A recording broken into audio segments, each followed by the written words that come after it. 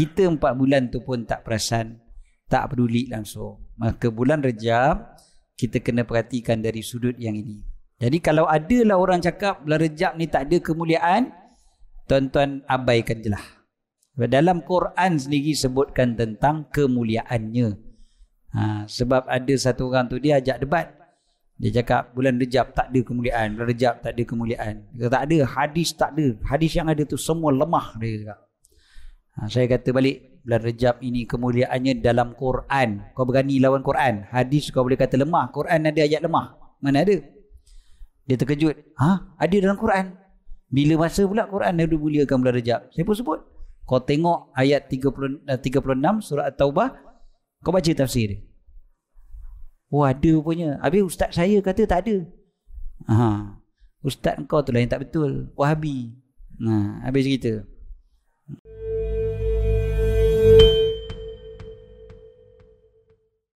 Syukur banyak pada Allah, malam ni Allah pilih kita. Tadi pengurusi sebut saya dah beberapa kali datang sini, tapi saya tak ingat. Saya pun cari balik dalam kalender. Dia sekarang ni senang aja, hujung jari je. Kali terakhir saya datang sini 1 Mei 2015. Dekat 10 tahun dah. Maknanya 1 Mei 2015 tu pula 12 Rejab. Rejab juga. Maknanya surau ni memang jemput saya Rejab je. Kan? Jadi 12 Rejab. Malam ni malam 9 Rejab. Kan dekat-dekat tu. Jadi alhamdulillah, syukur banyak pada Allah SWT. Yang saya kerap adalah di Masjid Taman Sutera. Kan? Besok pagi pun ada kursus haji Masjid Taman Sutera pukul 9 pagi, insya-Allah. Okey, alhamdulillah, syukur banyak pada Allah SWT. Allah pilih kita pada malam ni. Dan kita tahu yang bila kita dipilih oleh Allah SWT untuk berada di surau ini, ia adalah pilihan daripada Allah SWT, bukan hanya semata-mata dengan kehendak kita semata-mata saja. Kita je nak, pasal kita baik maka kita pun dapat datang ke surau, tak kan? Ramai lagi orang kat luar sana jauh lagi baik daripada kita, tapi Allah pilih kita pada malam ni. Maka syukur banyak pada Allah. Dan nikmat yang besar ni, sebab kalaulah kita tak ada kat surau pada malam ni, tak apa kita tengah buat sekarang. Mungkin tengah makan, sembang, tengok TV dan sebagainya, kan? Tengok bola. Malaysia lawan malam ni 10.30. Jadi kena habis sebelum 10.30 lah. Okay. InsyaAllah. Jadi Malaysia lawan apa tu? Bahrain. Negeri yang banjir sebelum hujan. Okay. Banjir dulu baru hujan.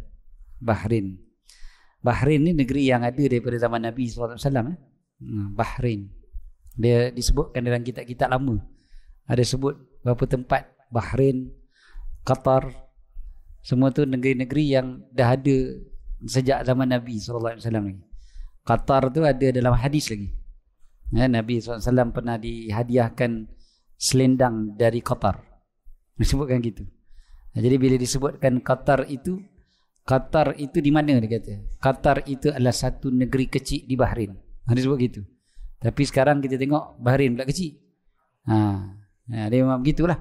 Zaman bertukar ganti, sempadan berubah dan sebagainya kan. Jadi apa pun, malam ni Allah Ta'ala pilih kita untuk berada di surau. Maka syukur banyak pada Allah Subhanahu Wa Ta'ala. Kita cerita pasal bulan Rejab, kita takkan lari daripada ayat yang ke-36 surah At-Taubah. Tuan-tuan tengok ayat 36 surah At-Taubah, ayat 36 dan 37 sebenarnya. Cerita lengkap tentang bulan Rejab dan bulan-bulan haram ini. Tengok dulu ayat 36 insya-Allah. Bismillahirrahmanirrahim. Apa dia yang dikatakan dalam ayat ini? Ba'da a'udzubillahi minasyaitonirrajim, surah Taubah. A'udzubillahi minasyaitonirrajim. Inna iddatash syuhuri 'indallahi 12 syahran fi kitabillahi yawma khalaqas samawati wal ard minha arba'atun hurum dzalika ad-dinul qayyim fala tazlimu fihinna anfusakum wa qatilul musyrikina kaffatan kama yuqatilunakum kaffah wa'lamu annallaha ma'al muttaqin. Sesungguhnya bilangan bulan di sisi Allah ada 12 bulan pada ketetapan Allah Ta'ala pada hari Allah Ta'ala ciptakan langit dan bumi. Daripada 12 itu ada 4 yang dinamakan sebagai bulan-bulan haram. Demikianlah agama yang tetap dengan benar. Maka janganlah kalian menzalimi diri kalian pada bulan-bulan tersebut, dan perangilah orang musyrik keseluruhannya seperti mana mereka memerangi kalian keseluruhannya, dan ketahuilah bahawasanya Allah bersama dengan orang yang bertakwa. Okey. Tetap perhatikan ayat ni. Allah Ta'ala sebut inna iddatash syuhur. Sesungguhnya iddah. Iddah ni bilangan. Daripada perkataan adat, bilangan. Itu yang jadi orang perempuan kalau suami bercerai dengan dia, suami meninggal ke ataupun berceraikan dia, ada iddah. Iddah ni maksudnya bilangan. Jadi bilangan, kenapa dinamakan orang perempuan tu ada iddah? Maknanya bilangan hari yang dia mesti tunggu sebelum dia boleh berkahwin lain. Itu yang dipanggil sebagai iddah. Dia ada satu lagi dipanggil hukumnya ihdad, yang tu berkabung. Berkabung tu kalau suami meninggal tu. Suami meninggal dia ada dua. Satu iddah, satu lagi ihdad. Iddah tak boleh kahwin. Ihdad berkabung. Dua-dua tu wajib bagi orang yang kematian suami. Jadi ada orang dia relax je, siap pergi umrah lepas suami meninggal. Bila ditanya boleh ke ni, dia kata tak apa, orang macam saya tak apa, dah tua dah, tak ada orang nak kahwin pun. Nak tunggu buat apa, tunggu pun tak ada orang nak, dia kata. Dia bukan isu tunggu kahwin tu saja, dia ada ihdad, kena berkabung. Berkabung tu yang tak boleh keluar rumah melainkan atas keperluan yang mendesak sahaja. Kan? Pergi kubur pun tak boleh, ingat. Dah lalang ramai muslimat malam ni kena sebut benda ni. Suami meninggal jangan pergi kubur, jangan hantar ke kubur. Haram tu. Kata ustaz ni mula-mula je haramkan dulu. Keras betul lah tu. Nak buat macam mana dah kebetulan jumpa ayat ni, jumpa perkataan ni, kena ingatkanlah sebab benda ni paling banyak sekali. Lagi-lagi tular zaman sekarang, istilahnya tular, viral. Pula kenyataan seorang ustaz Allahyarham meninggal dah, kata boleh pula orang perempuan pergi hantar ke kubur. Jawapannya apa yang beliau sebutkan tu salah, mudah-mudahan Allah ampunkan beliau. Kan, yang telah difatwakan zaman dulu sampai sekarang di timur dan barat mengatakan haram. Kan? Jadi semata-mata kerana seorang ustaz cakap boleh, dia tak jadi boleh. Jangan kita pun cari kan, ustaz ni cakap haram, ustaz ni cakap haram, fatwa ni kata haram, fatwa ni kata haram. Semua fatwa kata haram. Sekali tiba-tiba ada ustaz cakap halal. Oh, clear. Ustaz ni paling bagus sekali. Jangan jangan kita ikut agama ni, agama kena ikut kita, bukan kita ikut agama. Jaga-jaga. So perkataannya iddah kat sini. Sesungguhnya iddah ni maksudnya bilangan. So bilangan apa? Asyuhur. Syuhur plural kepada syahr. Syahr bulan. Kita biasa dengar Syahrul Mubarak. Kita biasa dengar Syahrul Ramadan. Jadi syahr tu bulan. Plural dia syuhur. Bilangan bulan. Indallah, di sisi Allah. Ithna ashar. Ithna ashar 12. 12. Ashar 10. Ithna ashar 12. So ithna ashara syahra, bulan. 12 bulan. Fi kitabillah, pada ketetapan Allah Ta'ala. Bila sebutkan kitab, kitab maksudnya yang telah ditetapkan, yang telah tertulis. Itu asal perkataan kitab tu yang kita terjemahkan jadi buku. Kitab tu sebagai buku, maknanya yang telah tertulis. Jadi fi kitabillah, yauma khalaqas samawati wal, yauma hari ataupun zaman. Khalaqa, dia menciptakan, Allah Ta'ala ciptakan. Apa dia? As-samawati wal ard, langit dan bumi. Maknanya pada waktu Allah Ta'ala ciptakan langit dan bumi lagi, Allah Ta'ala dah tetapkan bilangan bulan itu ada 12. Bukan 13, bukan 11. Bukan berdasarkan kepada kebijaksanaan orang nak letakkan bilangan bulan tu ada 12. Bukan sebab pandai, 12 lah cantik, nombor dia kena. Tak. Memang 12 bulan tu Allah Ta'ala dah tetapkan. Perjalanan matahari dan bulan Semuanya Allah Ta'ala dah susun menyebabkan setahun memang 12 bulan. Kemudiannya daripada 12 itu daripada 12 itu arba'atun hurum. Arba'ah 4. Nah, ini semua kita tahu arba'ah tu 4. Sebab kita biasa baca waktu sembahyang Isyak. Sholli fardal isya'i arba'a rakaat. Nah, jadi arba'ah 4. Jadi arba'atun hurum, 4 yang diharamkan. Nah, okey, yang ni yang teringat balik ke Allahyarham Ustaz Ismail Kamus dulu kan, suka bergurau tajuk ni. Dia kata apa? Orang kita bila nak tawar menawar kat Mekah kan macam tu kan. Bila orang tu kata 4 rial, 4 rial, dia dengar arba'ah, dia faham dah arba'ah tu 4. So dia pun nak tawar jadi 3 rial. So dia ingat sembahyang maghrib, usalli fardal maghribi 3 rakaat. Dia pun sebut 3 rial. Dapat 3 rial. Besok datang lagi, orang tu jual 3 rial. Dia nak tawar jadi 2 rial. Orang tu kata 3 rial. Dia pun ingat 2 rakaat. 2 rakaat sembahyang subuh. Sholli fardal subhi raka'ataini. Dia pun sebut raka'ataini rial. Tak pening kawan tu. Orang kedai tu pun pening. Benda raka'ataini rial kan. 2 rakaat rial. Itu terjemahan dia. Jadi arba'ah 4. So arba'atun hurum, 4 bulan yang haram, yang dilarang, yang ada kehormatan. Hurum ini, okey, kalau tetap perhatikan huruf dia ha, ra dan juga mim. Hurum.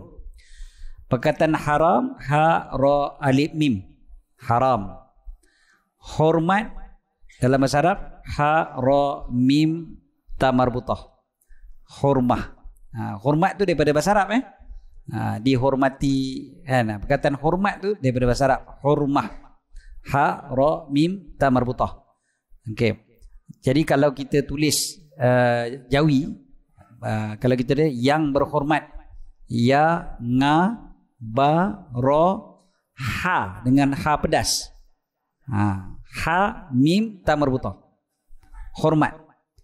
Bukannya ha bulat. Sebab dia kena ambil daripada bahasa asal dia. Bahasa asal bahasa Arab hurmah. Jadi kenapa huruf dia sama? Ada huruf ha, ra dan juga mim. Haram pun macam tu, hormat pun macam tu juga. Walaupun nampak macam antara langit dan bumi dah. Hormat dengan haram, kan? Sebenarnya persamaan dia adalah adanya tegahan, larangan, batasan-batasan yang tertentu. Dua-dua ada. Haram ada batasan untuk kita, hormat pun ada batasan. Maknanya batasan, kalau kita kata kita hormat, maknanya ada batasan. Kan? Kalau kita kata hormat pada mak bapak, ada batasan. Kita tak boleh suka-suka je nak menjerit, kan? Nak angkat suara pada mak bapak, ada batasan. Dia tak boleh buat sama macam kawan. Itu baru kita kata hormat. Kan? Kita hormat guru, ada batasan dia. Itu dia panggil hormat. Kan? Kita hormat mufti contohnya. Mufti dihormati, ada batasan. Ada benda kita boleh cakap, ada benda kita tak boleh cakap. Maknanya kita tak boleh sewenang-wenang je nak memperlekeh dan sebagainya. Kan? Tak kira lah awak tu menteri ke apa. Saya geram sebenarnya ni. Petang tadi baca berita. Kan? Selama dia je sound menteri, sound mufti dekat public macam tu. Tak boleh. Tu tak beradab namanya. Nak beradab, nak kalau rasa tak puas hati pun dengan apa mufti cakap, sembang belakang. Kan? Bukan cakap depan wartawan macam tu. Tu tak kena. Okey. Kemudiannya, jadi perkataannya daripada hormat. Haram, hurum, hormat, semuanya sama. Okey. Ada dia punya batasan-batasan dia. Maka bulan-bulan haram ada batasan-batasan dia. Dan ulama sepakat mengatakan 4 bulan yang haram itu berdasarkan kepada hadis Nabi SAW adalah bulan Zulkaidah, Zulhijjah, Muharram dan juga bulan Rejab. So bulan Rejab ni lah.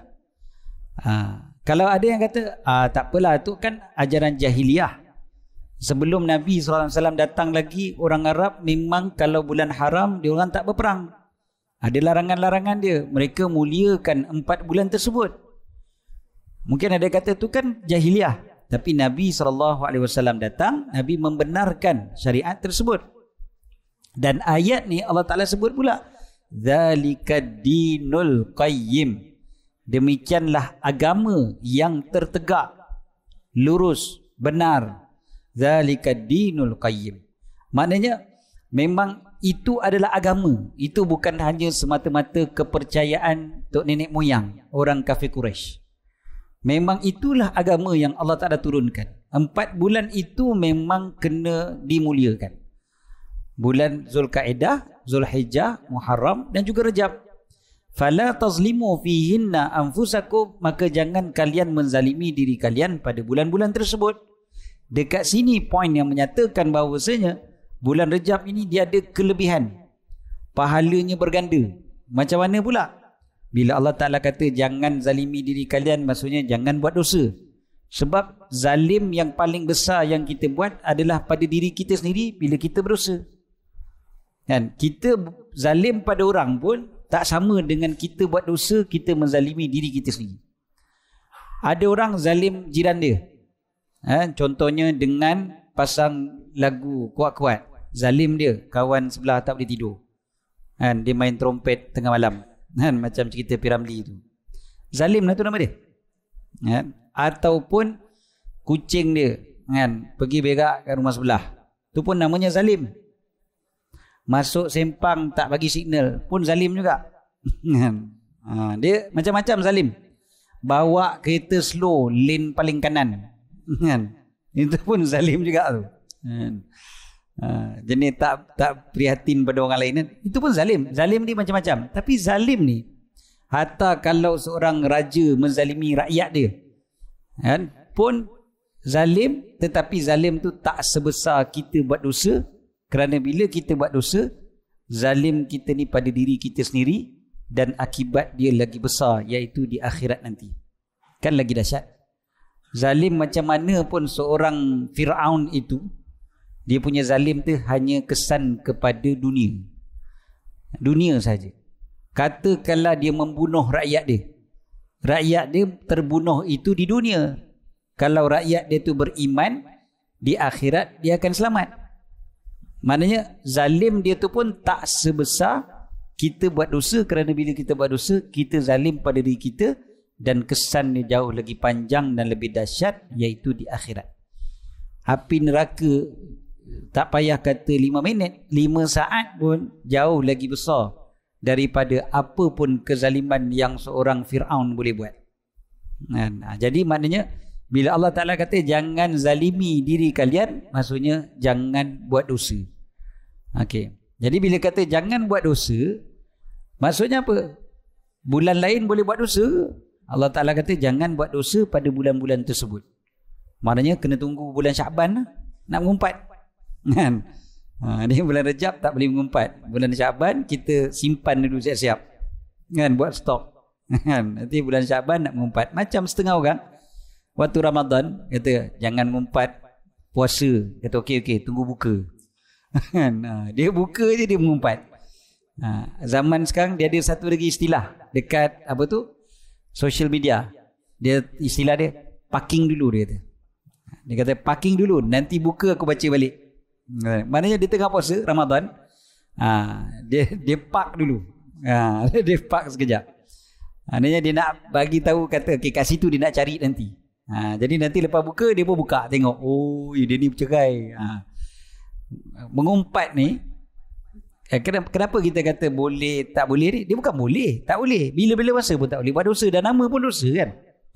Habis ayat ni kata jangan buat dosa bulan-bulan haram, maksudnya lebih-lebih lagi jangan buat dosa. Lebih-lebih lagi. Maksudnya bulan Ramadan waktu puasa jangan lebih-lebih lagi jangan mengumpat.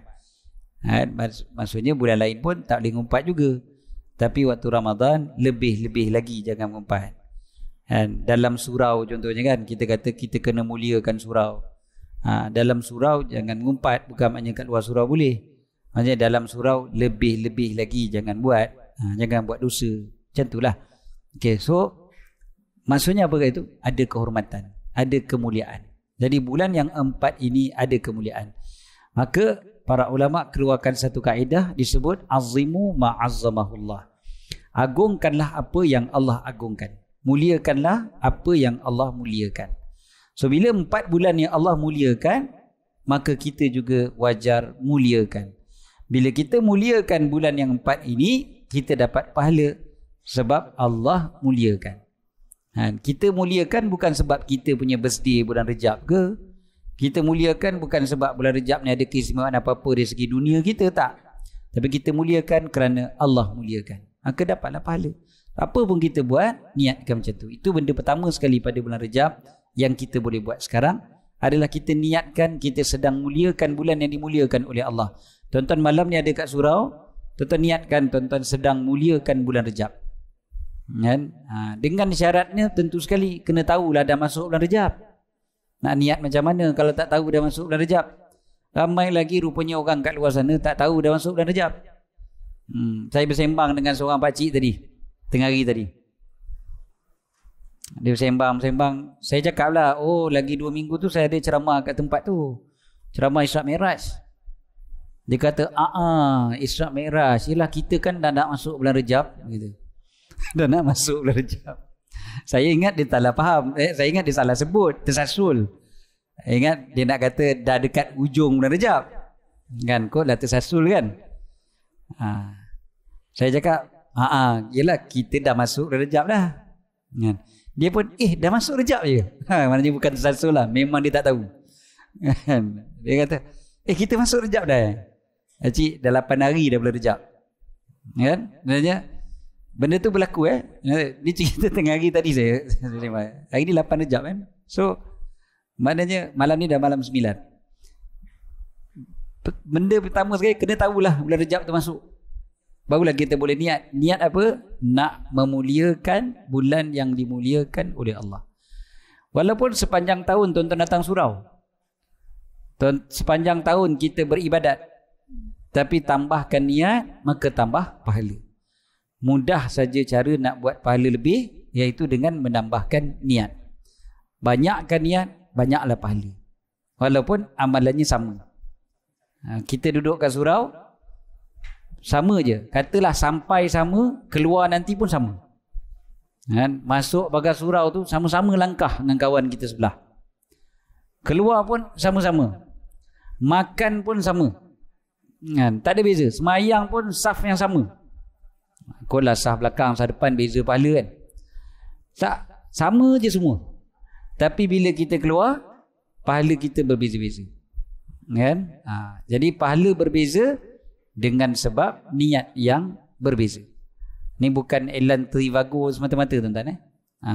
Hanya apa, kenapa bayar lebih kan? Jadi bilik yang sama. Dia, sekarang ni kita duduk tempat yang sama, tapi kita punya pahala berbeza. Kenapa? Niat kita berbeza. So tambahkan niat. Salah satu yang kita boleh tambah niat malam ni, nak muliakan bulan yang dimuliakan oleh Allah Ta'ala. Tuan-tuan perhatikan ayat ni. Ayat sambungnya adalah berperang dengan orang musyrik sebab ada isu waktu zaman Nabi SAW. Apabila berlakunya peperangan yang berlanjutan daripada bulan Syawal, Perang Hunain. Selepas daripada pembukaan kota Mekah, perang itu dia berlanjutan. Daripada bulan Syawal, dia masuk ke bulan Zulkaidah. Perang Taif. Jadi, bila masuk bulan Zulkaidah ni bulan haram. Dan bulan haram, orang kafir Quraisy semua tak berperang. Sekali tiba-tiba Nabi SAW masih meneruskan perang pada bulan tersebut. Jadi, mulalah ada bunyi-bunyi di kalangan orang kafir dan juga orang munafik. Mengatakan Nabi telah melanggar bulan haram punya kehormatan. Maka ayat tu sambungannya adalah, perangilah orang musyrik keseluruhannya seperti mana mereka memerangi engkau secara keseluruhannya. Sebab waktu perang kan? Jangan pula tiba-tiba sebab perang, kita stop dululah macam orang Gaza kan. Masuk bulan Rejab je, okey ceasefire, kita tak payah serang. Biarlah dia orang je serang kita. Mati pun syahid apa? Bukan macam tu konsep dia. Jadi pejuang-pejuang di Gaza tu, mereka boleh teruskan peperangan walaupun dah masuk bulan Rejab. Sebab Israel masih serang dia orang. Tiap hari. Lainlah kalau Israel pun buat gencatan senjata, tu cerita lain. Kan? Ini sama-sama berperang. Mana boleh kita pula yang berhenti. Walaupun datangnya bulan Rejab. Tetapi perhatikan ayat berikutnya, ayat 37 surah At-Taubah. Allah Ta'ala beritahu, innaman nasi'u ziyadatun fil kufri. Innaman nasi'u ziyadatun fil kufri. Hanya sahaja nasi itu adalah berlebihan pada kekufuran. Bukan nasi putih, nasi minyak. Nasi, maksud nasi dalam bahasa Arab, nasi dekat sini dia melambatkan, menangguhkan. Sebab dia ada satu kaedah, ada satu hukum riba, dia panggil riba nasi'ah. Dia ada riba dengan sebab menangguhkan. Dia ada riba fadl dan juga riba nasi'ah. So nasi ini adalah pertambahan, bukan nasi tambah, tuan-tuan. Nasi masuk kat situ apa dia? Dia tangguhkan apa? Dia tangguhkan bulan-bulan haram. Pertambahan kepada kekufuran. Yudallu bihil ladhina kafaru yuhillunahu 'ama wa yuharrimunahu 'ama. Disesatkan orang yang kafir itu dengan mereka menghalalkannya 1 tahun dan mengharamkannya 1 tahun. Liwati'u 'iddata ma harramallah, supaya bertepatan dengan bilangan yang Allah Ta'ala telah haramkan. Fayuhillu ma harramallah, maka mereka menghalalkan apa yang Allah haramkan.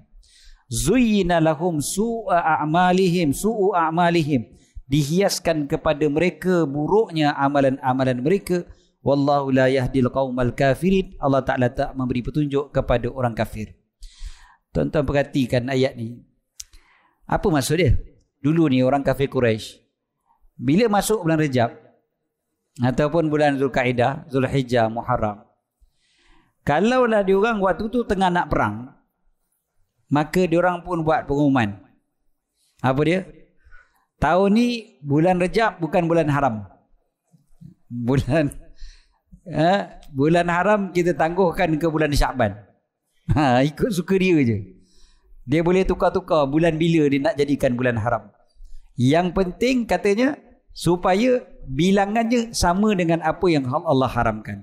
Liwati'u 'iddata ma harramallah, supaya bertepatan dengan apa yang Allah haramkan. Maksudnya Allah haramkan 4 bulan, dia orang haramkan 4 bulan juga, tapi tukar.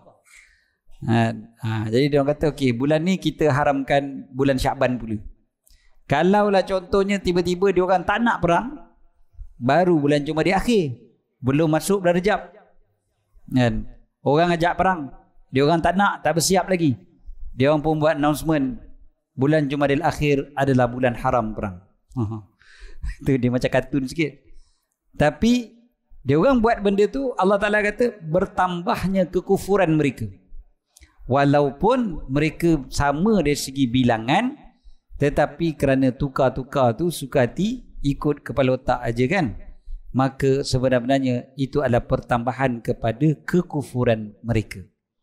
Satu benda yang hebatnya diorang ni, diorang taat juga dari sudut bilangan bulan. 4 bulan tu kita langsung tak peduli. 12 bulan langsung tak tahu bila bulan haram, bila tidak, langsung tak peduli. Masuk bulan Rejab pun tak tahu bila, masuk bulan Zulkaidah pun rasa tak ada apa-apa. Bulan Zulkaidah paling kesian lagi tuan-tuan. Bukanlah kesian kat bulan tu, kesian kat kita lah. Masuk bulan Zulkaidah, orang kita rasa alah dah habis dah raya. Sebab lepas bulan Syawal kan, bulan Syawal ni bulan mulia ustaz. Kena buat open house sana sini. Masuk bulan Zulkaidah dah habis lah, expired dah habis masa dah, tamat tempoh dah untuk buat open house. Siapa kata? Bulan Zulkaidah lebih mulia daripada bulan Syawal. Sebab bulan Zulkaidah ni bulan haram, bulan yang dimuliakan. Bulan Syawal tidak. Bulan Syawal yang mulia pada 1 Syawal, hari raya, bukan bulannya, harinya 1 Syawal. 2 Syawal dah tak ada apa-apa. Nak buat open house, buatlah, bukan masalah. 1 bulan nak buat boleh, 2 bulan nak buat boleh, setahun pun boleh, tak ada masalah. Buat bulan Zulkaidah masih lagi buat jamuan Aidilfitri, 24 Zulkaidah masih buat jamuan Aidilfitri, dah dekat-dekat dengan Aidil Adha kan. Sampai Aidilfitri dia kata saya buat jamuan combo Aidilfitri dan Aidiladha kan, sebab tak sempat buat hari tu Aidilfitri. Boleh, tak ada masalah. Benda sunnah kan, jamu orang makan. Okey. So, apa beza kita dengan orang kafir Quraisy ni kat sini? Orang kafir Quraisy masih lagi menepati 4 bulan tu. Kita 4 bulan tu pun tak perasan, tak peduli langsung. Maka bulan Rejab kita kena perhatikan dari sudut yang ini. Jadi kalau adalah orang cakap bulan Rejab ni tak ada kemuliaan, tuan-tuan abaikan je lah. Dalam Quran sendiri sebutkan tentang kemuliaannya. Sebab ada satu orang tu dia ajak debat. Dia cakap bulan Rejab tak ada kemuliaan, bulan Rejab tak ada kemuliaan. Dia tak ada, hadis tak ada. Hadis yang ada tu semua lemah, dia cakap.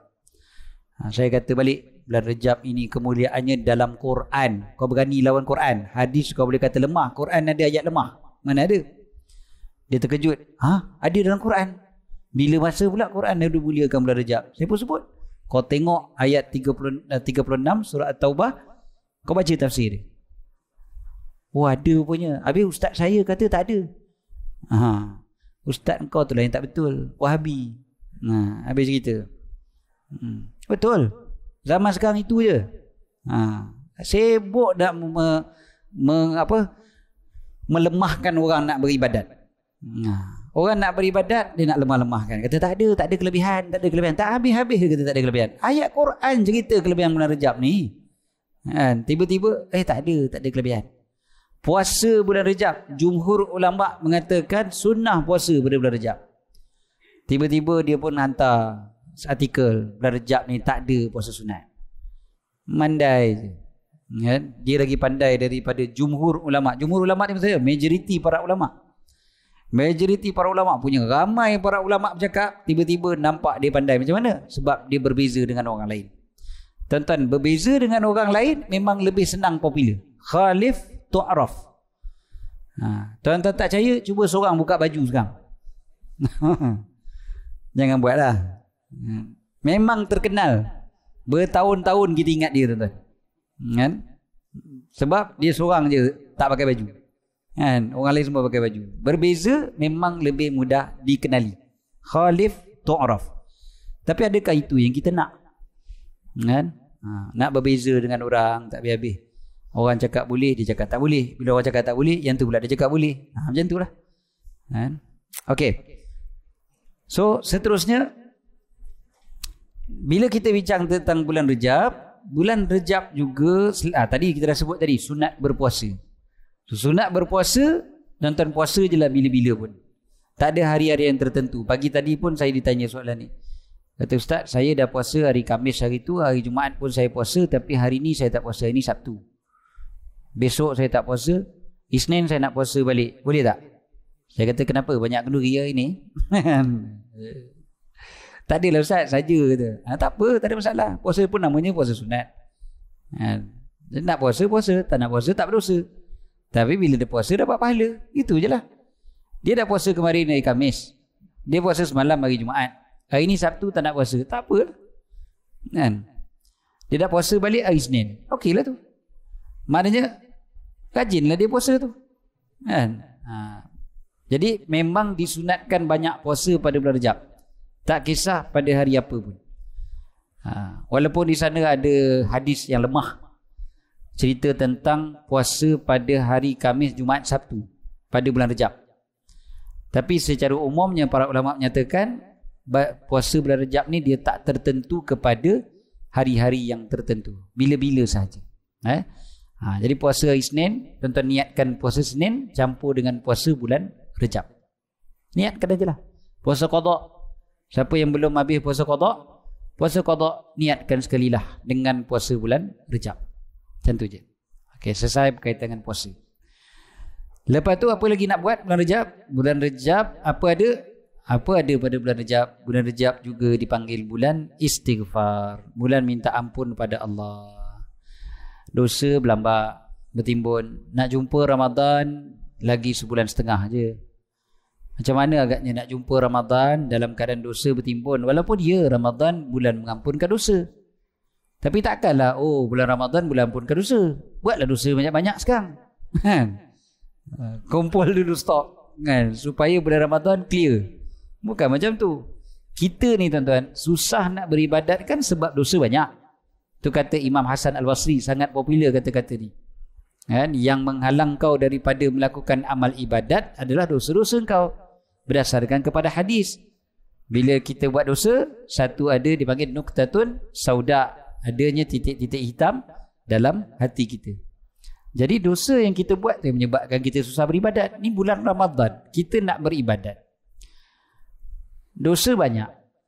Penatlah kita beribadat sebab kerja kita nak membasuh dosa tu. Kita akan letih. Letih beribadat. Maka minggu pertama beribadat, minggu kedua dah mula lemah, minggu ketiga hilang terus. Sebab tarawih mula-mula je ramai kan. Betul lama-lama makin maju ke depan. Macam tu je lah. Sebab kita dah penat. Sebab dah letih. Kan? Salah satu faktor kita penat dan letih sebab dosa kita banyak.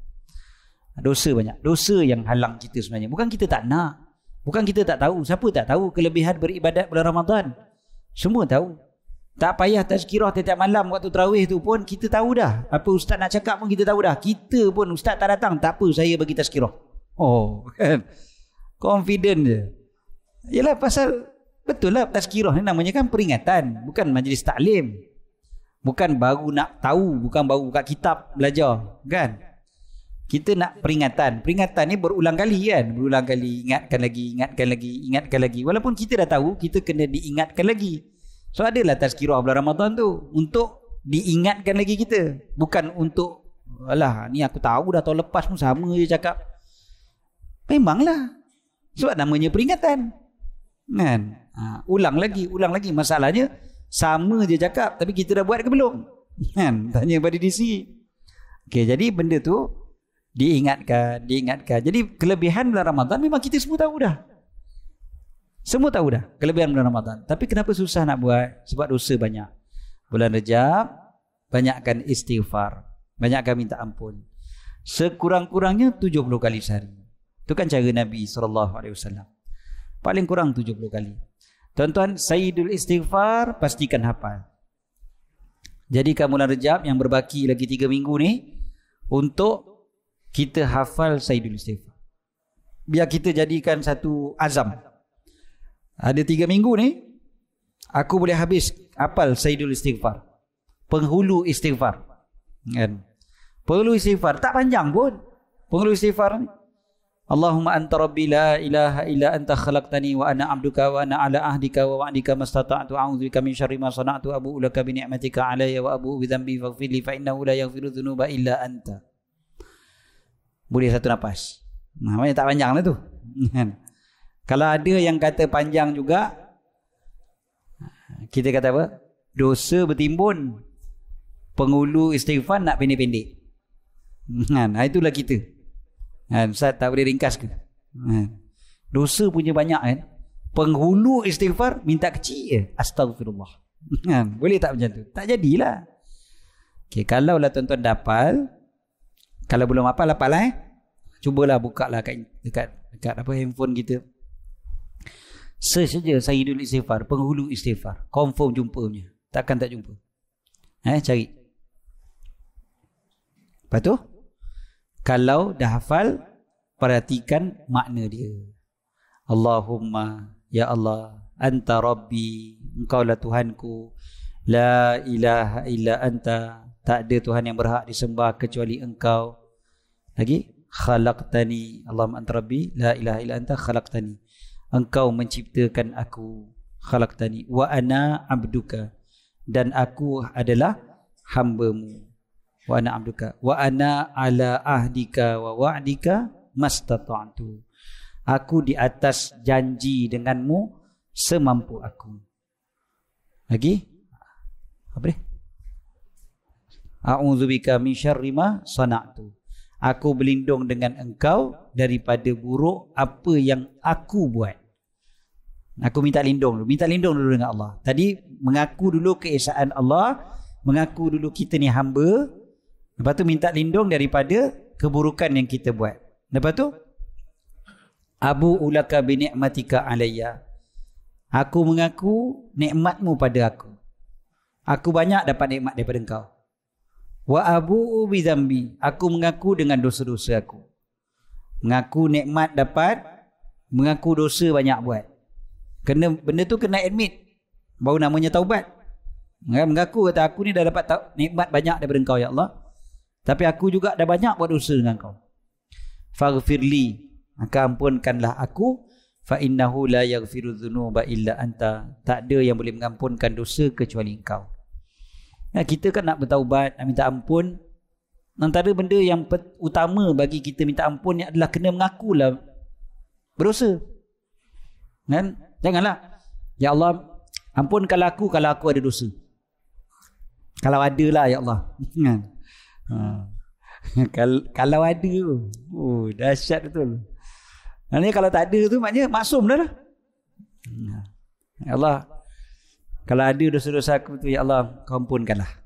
Macam kita minta maaf dengan kawan-kawan kita. Kalau ada tersalah dan silap, minta maaf je. Minta maaf andai ada salah dan silap. Andai ada kan. Kadang-kadang saya sebut dekat budak-budak yang anjurkan majlis ni kan, student-student ni anjurkan majlis.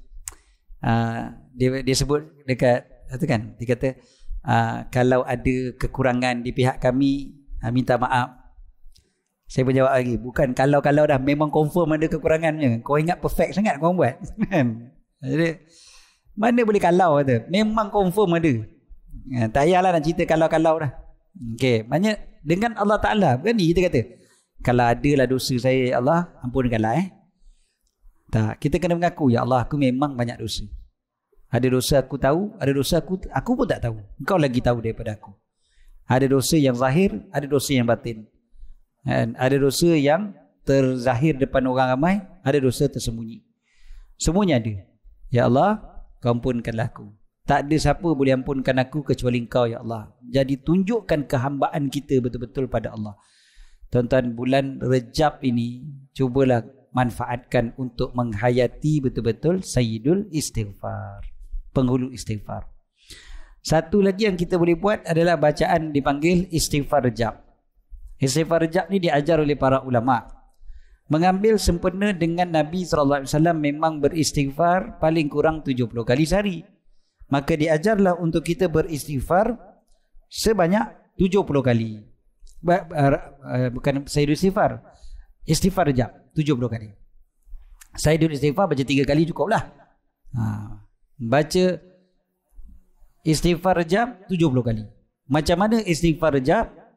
Sama ada kita baca Allahumma ghfirli warhamni wa tub alayya, ataupun Rabbighfirli warhamni wa tub alayya. Baca 70 kali. Rabbighfirli warhamni wa tub alayya, Rabbighfirli warhamni wa tub alayya, Rabbighfirli warhamni wa tub alayya. Laju sekejap je. Kalau baca 70 tu agak-agak apa? 3 minit. Habis. Sekejap je. Tuan-tuan keluar ni baca Rabbighfirli warhamni wa tub alayya, Rabbighfirli warhamni wa tub alayya, Rabbighfirli warhamni wa tub alayya. Kan kira 70 kali. Belum sampai rumah lagi tuan-tuan. Confirm. Habis dah. Kecuali rumah depan ni betul lah. Depan ni tadika kan. Okey. Jadi betul tuan-tuan. Rabbighfirli warhamni wa tub alayya, Rabbighfirli warhamni wa tub alayya. Baca satu je. Tuhanku, ampunkan aku, rahmati aku, dan terimalah taubatku. Rabbighfirli warhamni wa tub alayya, Rabbighfirli warhamni wa tub alayya. Ulang baca 70 kali. Okey. Dan pada bulan Rejab, bila kita dapat keampunan daripada Allah, mudah-mudahan kita dah boleh buat amal ibadat dengan lebih mudah, supaya insya-Allah kita pula dapat bersiap untuk bulan Ramadan kita dengan lebih baik. Macam mana persiapan Ramadan itu? Dengan cara kita dah buat masuk waktu dah. Okay. Kita dah buat dulu amalan sebelum bulan Ramadan. Kan dikatakan orang kalau nak jadikan satu benda tu rutin, kena buat sampai 40 hari. Itu teori psikologinya. Teori Nabi SAW pun Nabi biasa sebut tentang 40 ni. 40 hari, 40 waktu dan sebagainya. Memang Nabi SAW sejajar. Jadi kalaulah kita kata 40 hari sebelum bulan Ramadan, bila tu tuan-tuan? Bulan Rejab lah. 40 hari sebelum Ramadan, sebulan 10 hari sebelum Ramadan, 20 Rejab. Lebih kurang lah. 19 Rejab mungkin. 40 hari sebelum. Tambah tolak kita nak start tu daripada sekarang lah. Kan? Itulah dia 40 hari sebelum Ramadan. So 40 hari sebelum Ramadan kena banyakkan beribadat yang kita nak buat dengan mudah pada bulan Ramadan nanti. Jadikan rutin siap-siap. Kita ni nak berhenti azan dulu ke nak sambung je ni? Jalan terus. Okey. Tuan-tuan, pertama, azan hukumnya sunnah. Sunnah maksudnya bukan wajib. Kan? Even kat masjid sekalipun. Hatta waktu sembahyang Jumaat sekalipun. Azan hukum dia sunnah. Dalam mazhab Syafi'i, pandangan muktamad dalam mazhab Syafi'i. Ada satu lagi pandangan kedua dalam mazhab Syafi'i, kata azan itu fardu kifayah waktu sembahyang Jumaat. Hanya waktu lain bukan. Waktu sembahyang Jumaat, waktu kifayah. Pandangan yang paling kuat dalam mazhab Syafi'i, azan hukum dia sunnah. Okey. Jadi bila sunnah, kalaulah masjid surau tak buat, jangan marah. Siap ngumpat lagi kadang-kadang. Ngumpat confirm dosa. Orang tinggal sunnah tak berdosa, tuan-tuan. Kita mengumpat orang yang tinggal sunnah. Tak ke terlalu cerdik kita namanya tu? Kita buat dosa besar, ngumpat. Apalah dia orang ni, azan pun tak nak berhenti, pemalas betul Tok Bilal ni. Azan dah sekejap pun. Ustaz pun tak reti nak berhenti. Ngumpat kat luar sambil-sambil makan. Saya sebut ni siap-siap tuan-tuan. Kod lah. Saya bagi peringatan. Mudah-mudahan tuan-tuan tak buat begitu. Tapi kita bagi. Kadang-kadang kan setan ni dia masuk tuan-tuan. Dia bisik pada kita macam kita ni pandai sangat. Macam kita ni soleh sangat. Kadang setan bisik. Dia yang bisik pada kita. Dia kata, kau tengok. Apalah dia orang ni tak berhenti azan. Lagi dahsyat lagi daripada tu tuan-tuan, ustaz tengah kuliah, ditutup je mikrofon ustaz sebab dia nak azan. Tutup Bilal paling kurang asam sekali tuan-tuan. Kan? Jadi pada saya baru ni tuan-tuan. Kita tengah kuliah, tengah nak tutup. Memang bukan nak sambung, memang nak tutup ni. Jadi insya-Allah pada bulan depan kita akan sambung bab yang sekian. InsyaAllah ya tuan-tuan. Aku luqauli tu hilang. Ya Allah, kita tengah nak tutup. Apa sangat? Dia boleh tutup mikrofon. Kan? Tutup Bilal ni kau asam betul tu.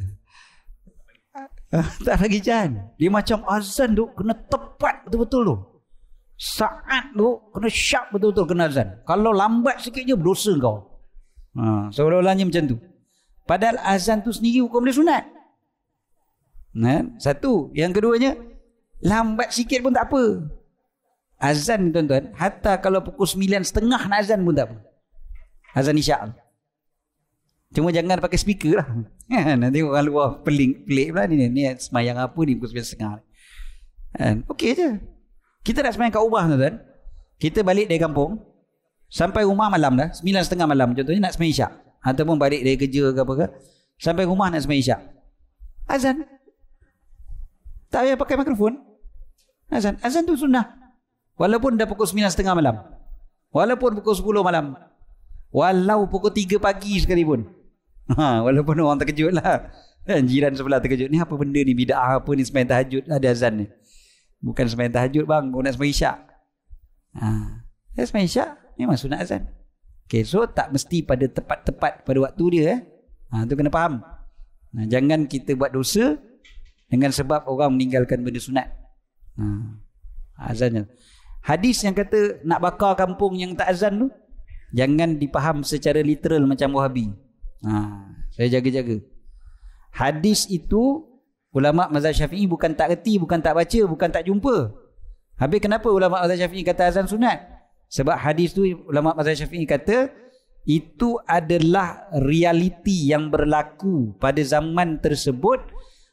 Kampung yang tidak azan adalah kampung orang kafir. Pada zaman tu dia terpisah-pisah. Kampung orang Islam, kampung orang kafir. Dia tak duduk sekali. Ni dekat luar Madinah. Dekat Madinah campur. Dekat luar. Jadi bila diorang nak tahu ni kampung ni Islam ke tak, diorang dengar ada azan ke tidak. Ada azan, kampung orang Islam. Tak ada azan, kampung kafir. Boleh serang. Bukannya sebaliknya, tak ada azan maknanya boleh serang. Bukan. Ini kita cerita realiti waktu tu begitu. Bukan boleh buat keluar hukum. Ini kawasan flat ni 3 blok ada, surau ada, azan tak ada, kita bakar je semua. Boleh macam tu. Jadilah ISIS. ISIS dia macam tu. Nak bunuh orang, ambil hadis satu, terus boleh bunuh orang. Jadi jaga-jaga tuan-tuan. Azan, hukum dia sunnah. Okay, balik sebelum tadi, istighfar. Kita nak berazam buat benda baik sebelum bulan Rejab. So daripada sekarang ni, sebelum bulan Ramadan, bulan Rejab lah kita buat. Tuan-tuan nak apa bulan Ramadan ni, tuan-tuan dah plan. Okay, nak semayang tarawih tiap-tiap malam di surau. Dah berazam daripada sekarang. Tahun-tahun lepas ada juga tahun yang dapat, ada juga tahun yang tak dapat. Contohnya, ada tahun dapat 30 malam dekat surau, ada tahun dapat 20 malam aja. Contohnya. So kita pun fikir, okay, aku nak 30 malam. Tahun ni 30 malam aku nak berjemaah sembahyang tarawih. Sembahyang tarawih kan memang disunatkan berjemaah, walaupun sembahyang seorang pun sah. Tapi kan lebih baik berjemaah. Kita pun sembahyang berjemaah. Kita niat nak berjemaah. Macam mana cara dia? Daripada sekarang kena buat. Bukan sembahyang tarawih. Jangan pula ada yang kita start sembahyang tarawih malam ni lah. Mukadimah kepada Ramadan. Warm up. Bukan. Datang ke surau tiap-tiap malam. Pastikan sembahyang isyak berjemaah. Cuba dulu benda tu. Mulai daripada malam ni, sembahyang isyak mesti berjemaah. Sampai ke bulan Ramadan. Percayalah tuan-tuan, kalau mula malam ni sampai bulan Ramadan, tuan-tuan tak miss sembahyang isyak berjemaah, Ramadan nanti senang sangat untuk sembahyang tarawih. Sebabnya dia dah jadi rutin. Tiap-tiap malam kita mesti datang ke surau. Tiap-tiap malam datang surau, maka bulan Ramadan dia dah jadi tak pelik dah lah datang surau tu. Biasalah. Memang inilah kerja aku. Tiap-tiap malam isyak memang kat surau. Katalah maghrib tak sempat sebab balik kerja lambat, tuan-tuan pula duduk kat Kajang ni, faham-faham lah kan. Kawasan orang banyak ahli syurga kan. Tuan-tuan faham? Ahli syurga kan sabar-sabar banyaknya. Penyabar. Penyabar sebab apa? Jam. Traffic jam. Saya belajar dekat Kajang kan dulu tuan-tuan. Saya pelajar smart Kajang dulu. Jadi Kajang ni dekat dengan saya. Okey, jadi bila kita bila kita mulakan dulu dengan sembahyang isyak pada tiap-tiap malam, insya-Allah tarawih kita jadi mudah. Macam tu juga dengan puasa sunat. Banyakkan puasa sunat. Quran, mula-mulalah buka balik Quran tu yang dah lama tinggal tu.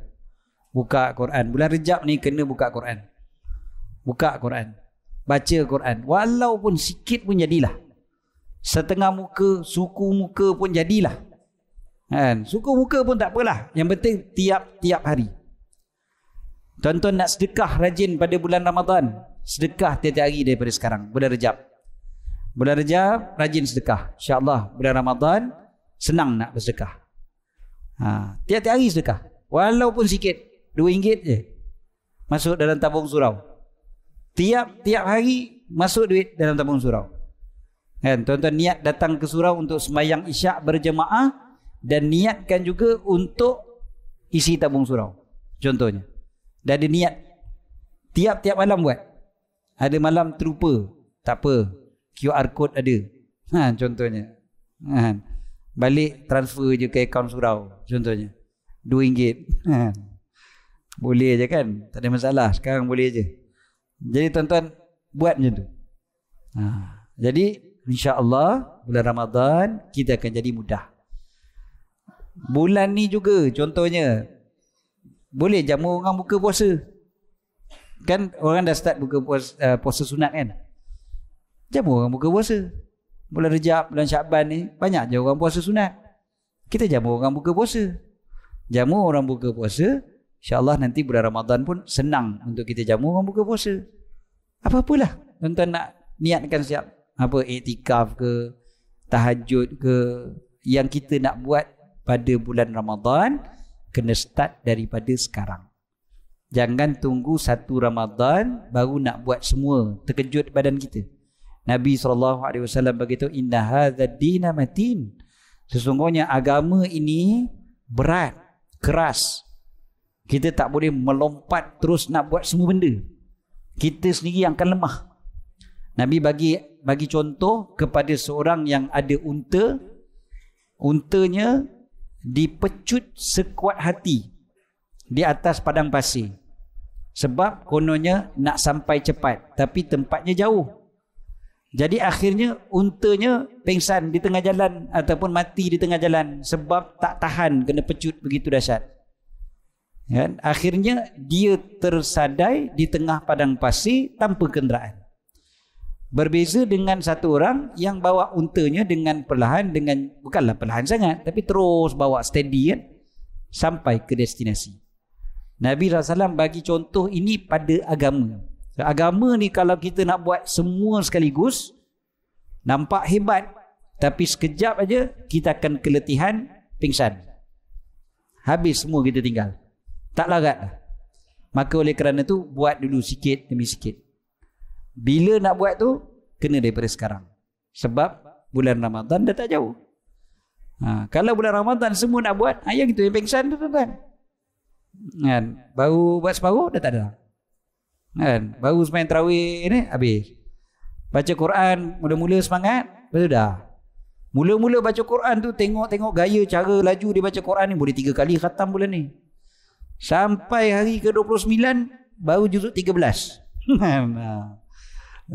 Satu kali khatam pun tak dapat. Sebab mula-mula semangat, kemudian terlemah dah. Sebabnya semua nak dipulun pada minggu pertama Ramadan tu. Memang kita akan lemah. Agama ni berat tuan-tuan. Kan? Memang satu benda yang besar. Kita tak boleh nak angkut semua sekali satu waktu. Buat tu biar berperingkat-peringkat. Allah Ta'ala ajar Nabi SAW pun berperingkat-peringkat.